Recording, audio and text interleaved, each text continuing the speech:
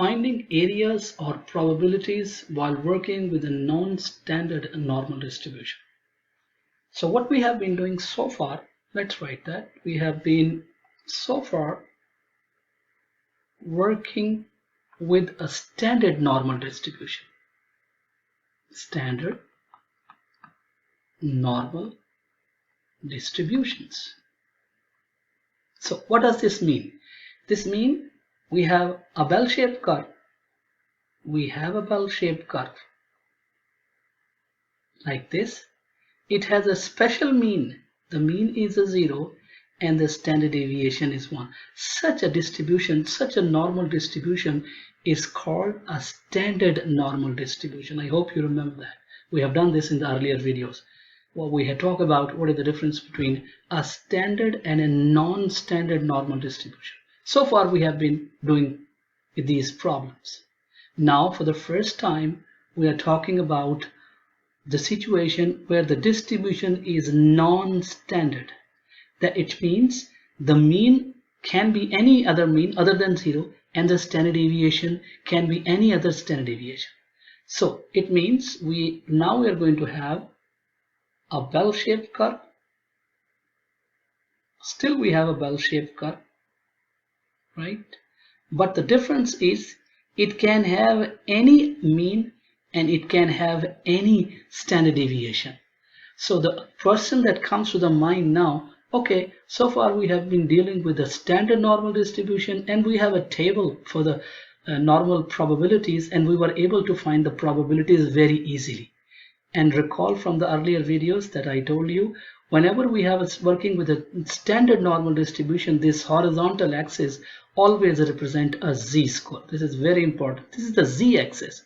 But what happens when you are working with a non-standard normal distribution? This axis, the horizontal axis, can be any raw value, can be any. It's a non-standard score. It's not a z-score. It's an x value, right? I will tell you the difference when we work on the real problem. So this is an example of a non-standard normal distribution. It has any mean other than 0 and it has any standard deviation other than 1. So such a distribution is called non-standard. Non-standard. Now the problem is, okay, how we are going to tackle such a problem?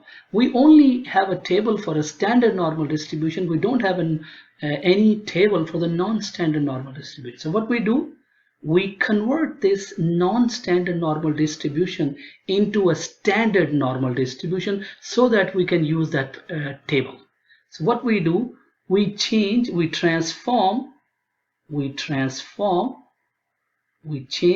this non-standard normal distribution into a standard normal distribution. Look at that. That's what we are doing now. We convert this non-standard normal distribution to a standard normal distribution, and now it has a special mean of a 0 and a standard deviation of 1. Now the question that comes to the mind, okay, how we are going to convert this non-standard into a standard normal? There is a transformation available, there is a formula or a rule available, and the rule is we have z equals to x minus mu over sigma. This is the transformation. This is the transformation which converts our non-standard normal distribution to a standard normal. Now this is a standard normal and this was a non-standard normal. So whenever we have a non-standard normal distribution, our first job is to convert that non-standard normal distribution to a standard normal distribution so that the theory we already learned can be applied. And how we can achieve this? We can achieve this by using this formula, this transformation. This will help us in converting a non-standard to a standard normal distribution. The thing will become more clear when I take an example. So let's take an example. The lengths of pregnancies of humans are normally distributed with a mean of 268 days and a standard deviation of 15 days. Find the probability of a pregnancy lasting less than 250 days.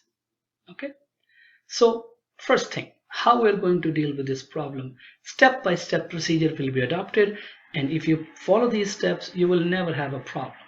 So it's the distribution, the number of days of pregnancy is normally distributed. Okay, it means the distribution has a bell-shaped curve. So let's make a bell-shaped curve first. So this is a bell-shaped curve. Let's draw a bell-shaped curve. Exactly in the middle, write the mean value. Exactly in the middle, write the mean value, which is what? Which is at 268 days. 268 days, and also indicate the standard deviation, which is 15 days. Right? That's the first step. That's always the first step. Second step. Now you locate the value of your interest. What values you are interested? We are interested in that the probability is less than 250 days. So 250 will be somewhere here, right? It will be somewhere here, 250. So this is 250. Once you have located this value, you draw a wall like this. Same procedure, we have already learned that. You draw a wall. By drawing this wall, our graph is divided into two parts. This is the part number 1 and this is the part number 2. Why I number these portions? Because I want to shade one of these portions. Which portion I will shade? It will be given to me by the problem. The problem says find the probability that a pregnancy lasting less than, look at this word, less than 250 days. So we have to find the probability that this x value, this is x, that this x is less than 250 days. Less than. Okay. So what we do, we say, okay, let's look at the table. But there is a problem. We cannot directly look at this table because the table is meant. This is the table I'm talking about. This is the table I'm talking about. This table.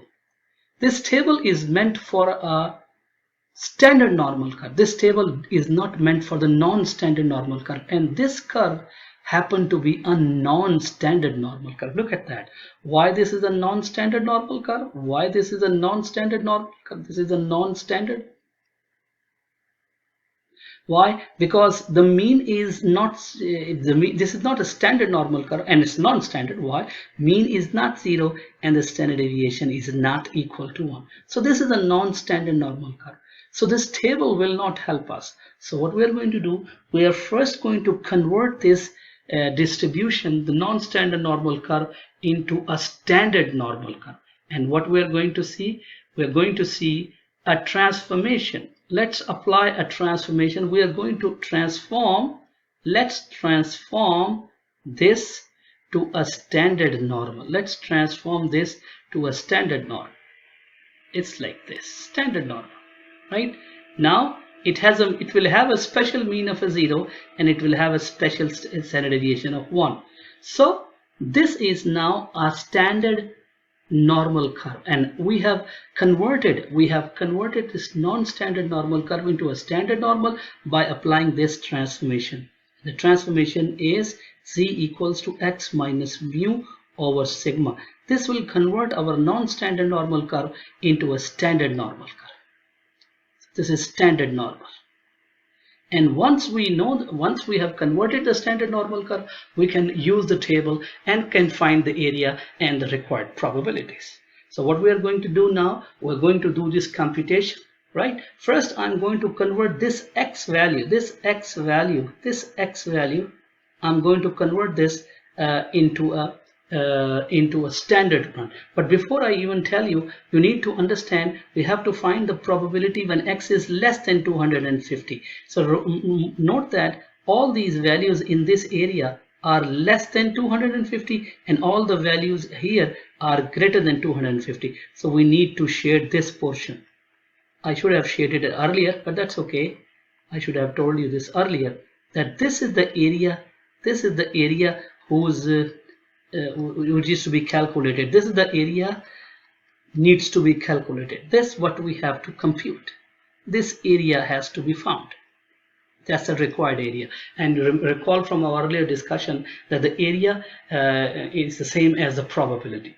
But again, first we need to convert this raw score, which is the 250, into a standard score. So we are going to do this computation. We have z equals to, we are applying the formula, x minus mu over sigma. That's the formula that's going to convert our non-standard score to a standard score. Now plug in the values. We have a 250 minus the mean is 268. That's a 268, and you divide by the standard deviation, which is 15. This turns out to be minus 18 divided by 15, and minus 18 divided by 15 is minus 1.2. and look at that, I'm putting an additional 0 here with a different color just to draw your attention. This is the number at the 100th place, right? So we have a z-score. This is our z-score. So we are able to convert now, we are able to convert this raw score into a z-score of minus 1.20. Now recall from our earlier discussion how we are going to find, once we have the z value, now we can apply the table. Now we can apply this particular table, right? Now we can apply this table. Look at this table. We have minus 1.2, minus 1.2,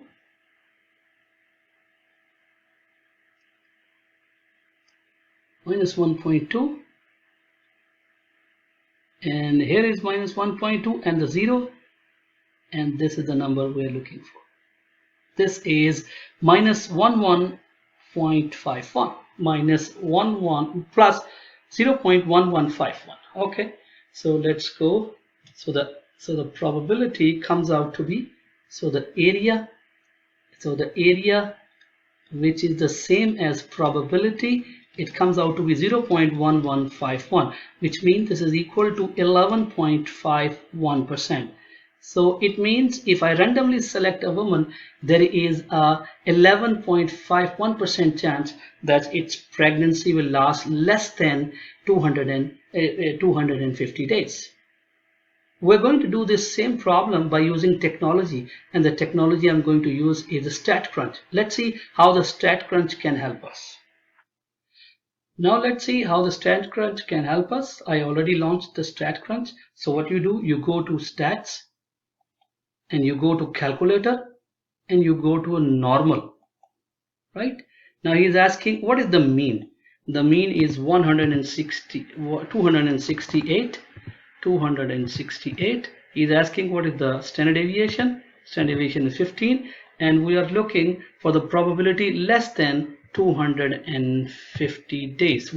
Probability of x value less than 250 days. So what we are going to do, we're going to plug this, we're going to press compute, and here is the answer. It's 0.11. Look at that, 0.1151. That's the probability. That's how you compute the probability or the area by using the StatCrunch, right? Look at that. This is the complete normal curve, and it's the same area which we have shaded. Now I'm going to show you how we can use the same, how we can do the same computation by using Microsoft Excel. Let's see. Now we are in Excel. So what we do, we insert the formula, we go to the formulas, we go to the more function, we go to the statistical function, and we try to locate the normal.dist. The function is normal.dist. Normal.dist. So the Excel is asking, what is your x value?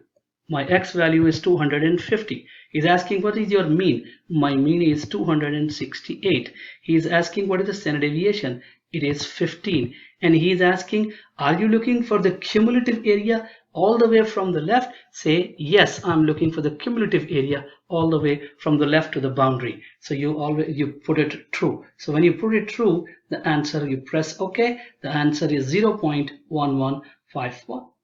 So I hope you understood the technology. Whatever the technology you like, you're good to use. You like Excel, that's okay. You like StatCrunch, that's okay. Or you can do the hand computation. You will get the same answer in all the cases.